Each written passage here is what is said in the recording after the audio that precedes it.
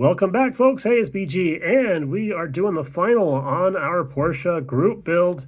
This kit here actually was the 911 Turbo edition from 1988, and this was gifted to us by our good buddy Joe over at Mad Genius Productions. Sent it to us quite a few years ago. Said he was getting out of the car building deal and thought we might like this because he knows we like Porsches. So we were all over that. We loved it, and I thought this would be the perfect model to do for this particular group build. Very excited about building it until we got to the masking process. You all know the story on that. We've done a couple videos on it. A bit of a headache there, but I think we triumphed for the most part on that.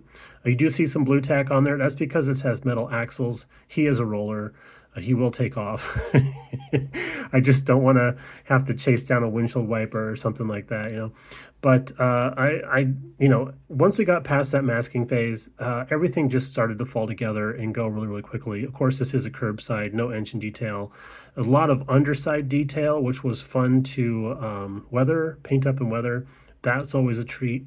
The interior, very basic interior, but also was nice. It was easy to detail paint that also. That came out great. I did do a two-tone. I did like a semi-gloss black, and then also for the seat inserts, I did like an intermediate blue, a military color. I actually just brush painted that stuff, and then I did the carpets, the floor carpets in the intermediate blue as well.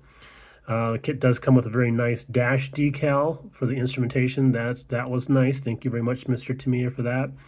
And it's not a very decal heavy car. As a matter of fact, we just have the little black panels here that go ahead of the rear wheel fenders, and then the turbo logos on the license plates, and then the Porsche logo on the nose, and I think that's about it. There's a logo that goes on the steering wheel as well, which I actually remembered to add before we sealed it all up, so that was lucky break for me. Around the backside here, our buddy JD over at JD's House of Hobbies had warned us that the exhaust system was not going to fit correctly.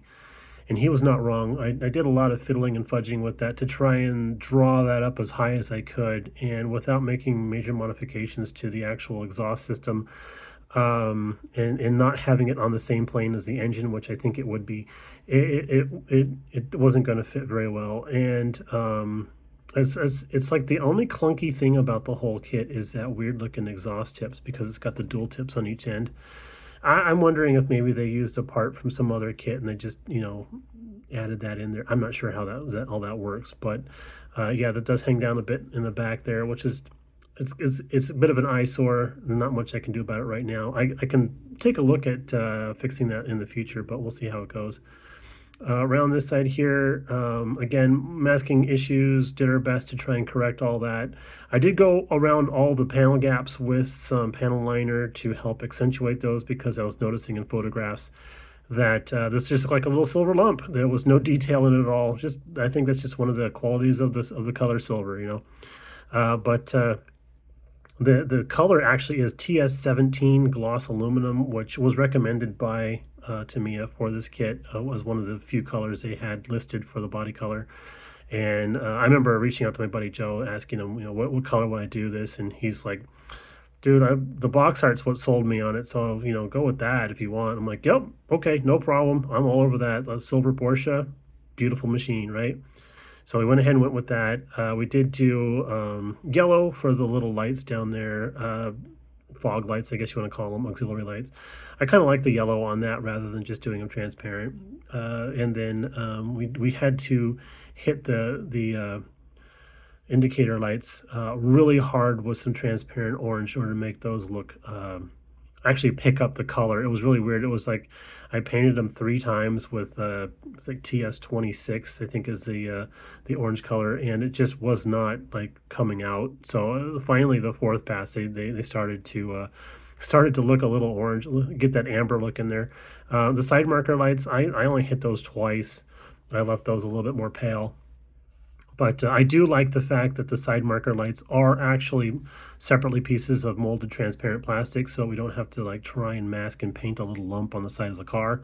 And I do like the fact that the mirrors key in really, really well. There's no glue in there at all. Those things are actually friction fit. And then I love the fact that the door handles are molded separately as well. That's just a nice little treat. Along with the windshield wipers, both fore and aft, having those molded separately makes it so much easier to detail paint those and then add them on after final assembly. Great. That's the kind of thing that just makes building a model like this more of a treat than anything else. And then around the backside here, I did have some difficulty trying to get the coloring right on the brake light panel back there. I'll show you on the instructions. This was a bit of a nightmare here, trying to get the coloring on this right, because they're supposed to be amber at the edges, transparent right there, and then red, black, red across there, and then repeat it in reverse. And then we're also supposed to detail out, black out the Porsche lettering. So I'm like, oh, and then have black along the top and the bottom of that as well. I'm like, that's a lot going on there.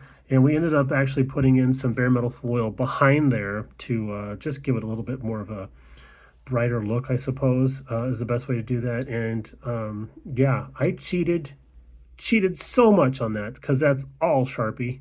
That's all Sharpie. I didn't even bother with the transparent colors. I just Sharpied the heck out of that thing, and then little tabs of glue on the forward pieces here where it touches the body, and then just slid it in place. And it was molded perfectly to fit the body, so that was nice.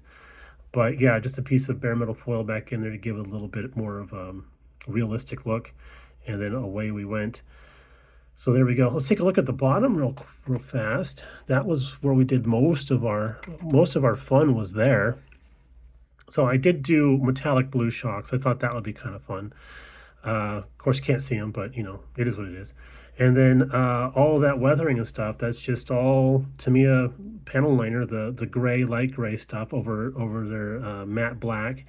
And then this was all, I think that's TS76 mica silver all through there.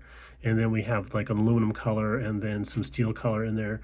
And then, of course, more panel liner weathering to rust everything up, because this would all get super, super hot. So I figured that would have a lot of discoloration and rusty look to it since it's turbo.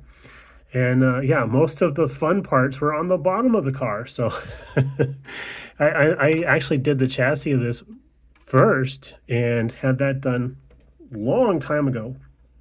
And the interior was the next thing. Got that done a long time ago. And then it was just trying to figure out the masking, which, you know, we got it sorted out. So there you go. But yeah, there it is. We're done with this guy. We're not going to be doing a second Porsche for this group build since it ends at the end of this month. So yeah, didn't even after doing the open box review of the race car, didn't even bother to take that back off the shelf and start working on it. Once they started working on this and saw what the masking nightmare is going to cause, I just focused on this guy to get this one done. But there you have it, folks. The last of the updates for this guy here. Thank you all for tuning in. We'll talk to you in the next one. And in the meantime, happy building. Bye now.